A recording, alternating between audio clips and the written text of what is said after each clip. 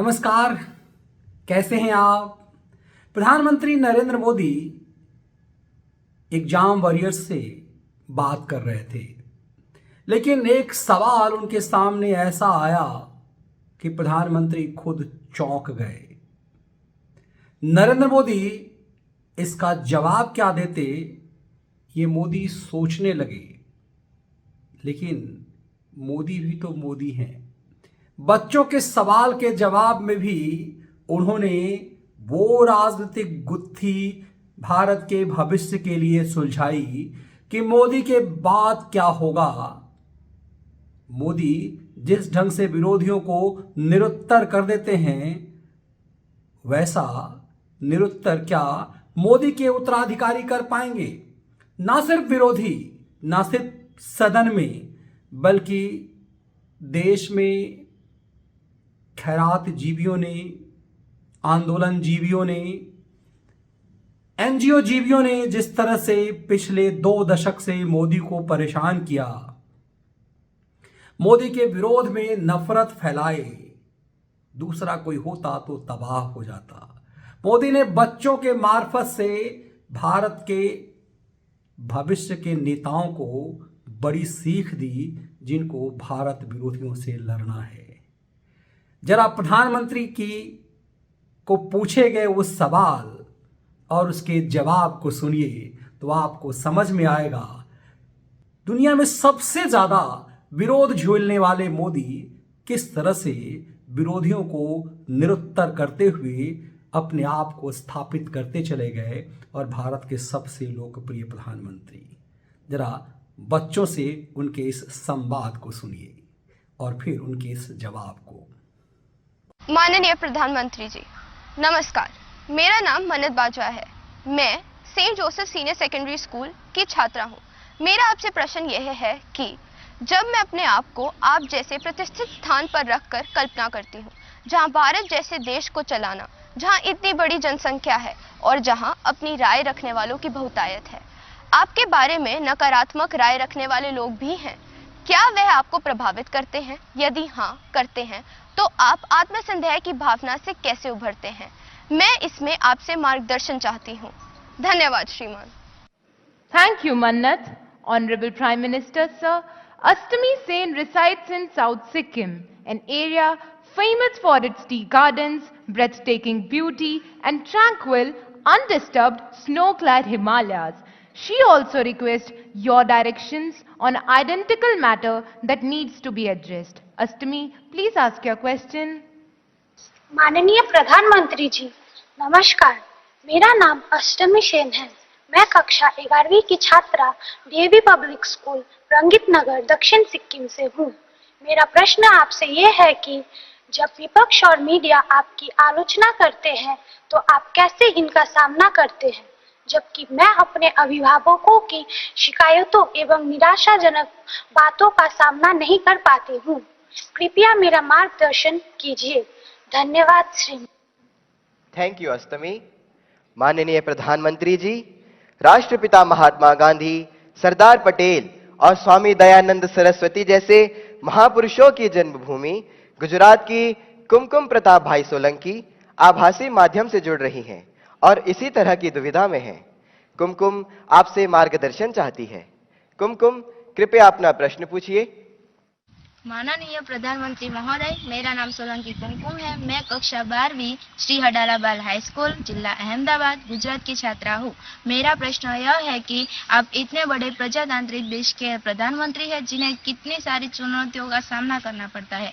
आप इन चुनौतियों से कैसे लड़ते हैं? कृपया करके मुझे मार्गदर्शन दीजिए। धन्यवाद। Thank you Kumkum. Honourable prime minister sir, Akash Jarira lives in the Silicon Valley of India, Bengaluru, known for being a perfect gateway to a plethora of activities, both traditional and modern. Through his question, he seeks your advice on a somewhat similar matter that has been concerning him for a while. Akash, please ask your question. नमस्ते मोदी जी, मैं आकाश दरीरा 12वीं कक्षा Whitefield global school Bangalore से।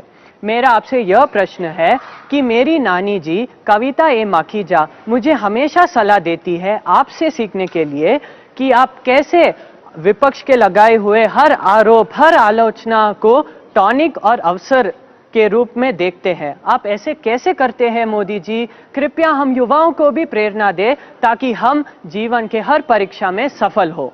धन्यवाद। Thank you आकाश। माननीय प्रधानमंत्री जी, आपका जीवन करोड़ों युवाओं का प्रेरक रहा है। मन्नत, अष्टमी, कुमकुम और आकाश जीवन में आने वाली चुनौतियों में कैसे सकारात्मक रहकर सफलता प्राप्त करें, इस विषय पर आपका अनुभव जानना चाहते हैं। कृपया मार्गदर्शन करें। माननीय प्रधानमंत्री जी। आप लोग एग्जाम देते हैं और घर आकर के जब परिवार के साथ या दोस्तों के साथ बैठते हैं, कभी टीचर से निकट नाता है तो उनसे बैठते हैं और कोई सवाल का जवाब ठीक नहीं आया तो आपका पहला रिएक्शन होता है ये आउट ऑफ सिलेबस था। यही होता है ना? तो ये भी आउट ऑफ सिलेबस है। लेकिन मैं अंदाज कर सकता हूं कि आप क्या कहना चाहते हैं।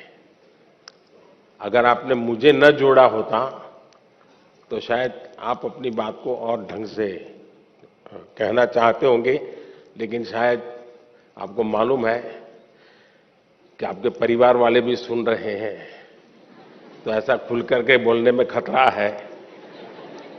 इसलिए बड़ी चतुराई से आपने मुझे अधल लपेट लिया है। देखिए, जहां तक मेरा सवाल है, मेरा एक कन्विक्शन है और मेरे लिए ये आर्टिकल ऑफ फेथ है। मैं सिद्धांततः मानता हूं कि समृद्ध लोकतंत्र के लिए आलोचना एक शुद्धि यज्ञ है।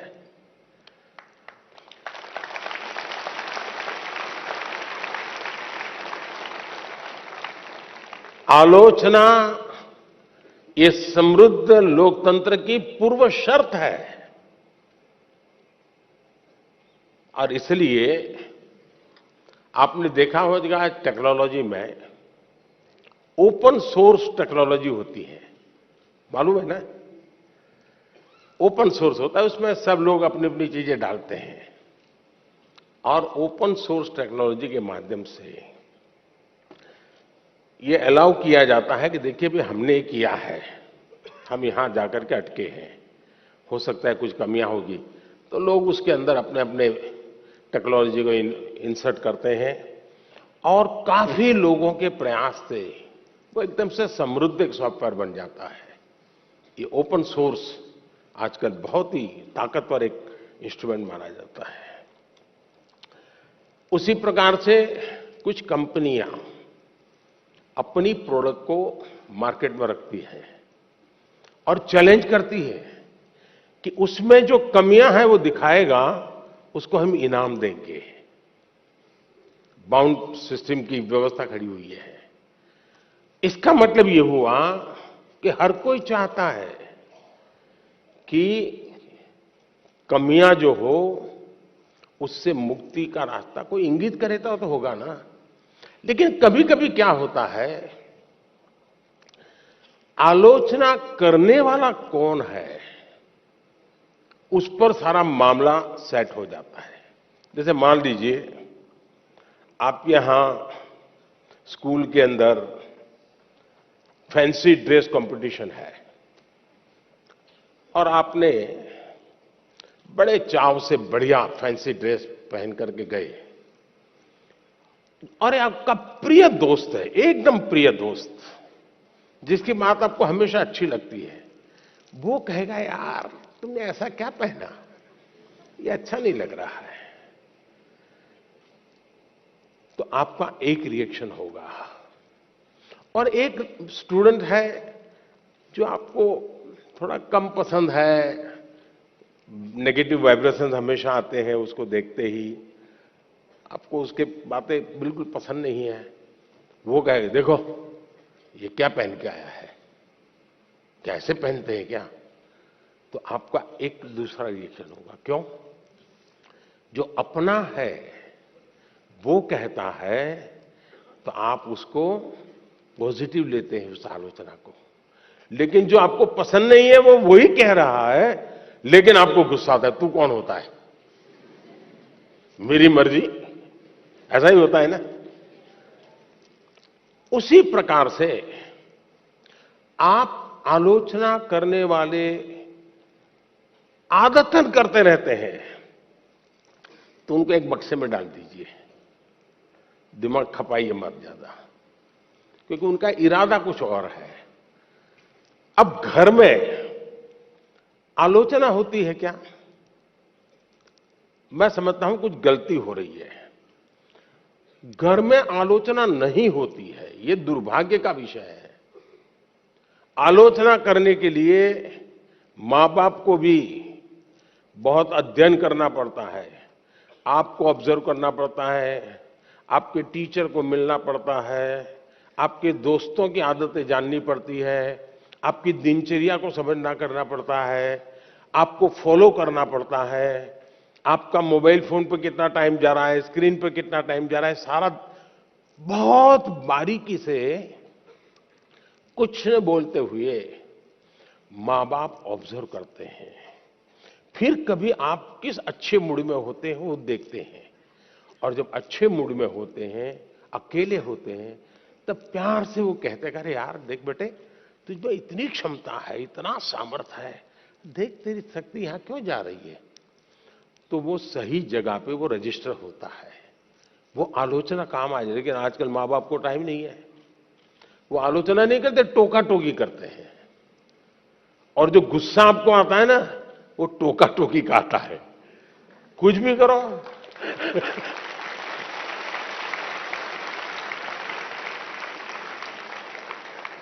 खाने पे बैठे हैं कुछ भी कहेंगे, ये खाया तो भी कहेंगे, नहीं खाया तो भी कहेंगे, यही होता है ना। देखिए अब आपके माता पिताजी आपको पकड़ेंगे घर जाके क्या है। टोका टोकी जो है वो आलोचना नहीं है। अब मां बाप से मैं आग्रह करूंगा कि कृपा करके आप अपने बच्चों की भलाई के लिए ये टोका टोकी के चक्कर से बाहर निकलिए। उससे आप बच्चों की जिंदगी को मोल्ड नहीं कर सकते हैं। ऊपर से इतना मन से कुछ उस दिन अच्छे मूड में है, कुछ अच्छा करने के मूड में है, और आपने सुबह ही कुछ कह दिया, देख दूध ठंडा हो गया, तू दूध पीता नहीं है, शुरू कर दिया, तू तो ऐसा ही है, फलाना देख कैसा करता है, तुरंत सुबह अपनी मां कहती है ऐसे दूध पी लेता है, फिर उसका दिमाग फटकता है, वो दिन भर का उसका काम है बर्बाद हो जाता है। और इसलिए अब आप देखिए, हम लोग पार्लियामेंट में, कभी आप लोग पार्लियामेंट का डिबेट देखते होंगे, पार्लियामेंट का जो टीवी है,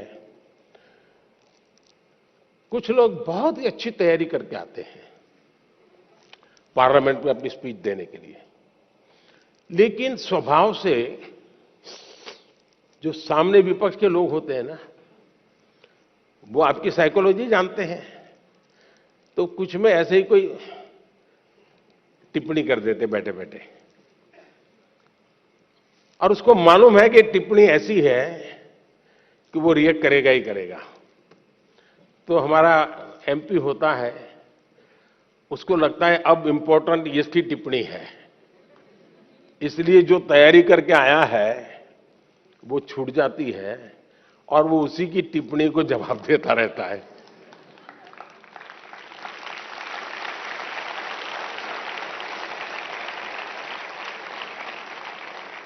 और अपना पूरी बर्बादी कर देता है। और अगर टिप्पणी है हंसी मजाक में, बॉल खेल लिया, छुट्टी कर दी, दूसरी सेकंड में अपने विषय पे चला जाता है, तो उसको फोकस एक्टिविटी का परिणाम मिलता है। और इसलिए हमें अपना फोकस छोड़ना नहीं चाहिए। दूसरी बात है, देखिए, आलोचना करने के लिए बहुत मेहनत करनी पड़ती है, बहुत अध्ययन करना पड़ता है, उसका एनालिसिस करना पड़ता है, कंपैरिजन करनी पड़ती है, भूतकाल देखना पड़ता है, वर्तमान देखना पड़ता है, भविष्य देखना पड़ता है, बड़ी मेहनत करनी पड़ती है, तब जाके आलोचना संभव होती है। और इसलिए आजकल शॉर्टकट का जमाना है। ज्यादातर लोग आरोप करते हैं, आलोचना नहीं करते हैं। आरोप और आलोचना के बीच में बहुत बड़ी खाई है। हम आरोपों को आलोचना न समझे।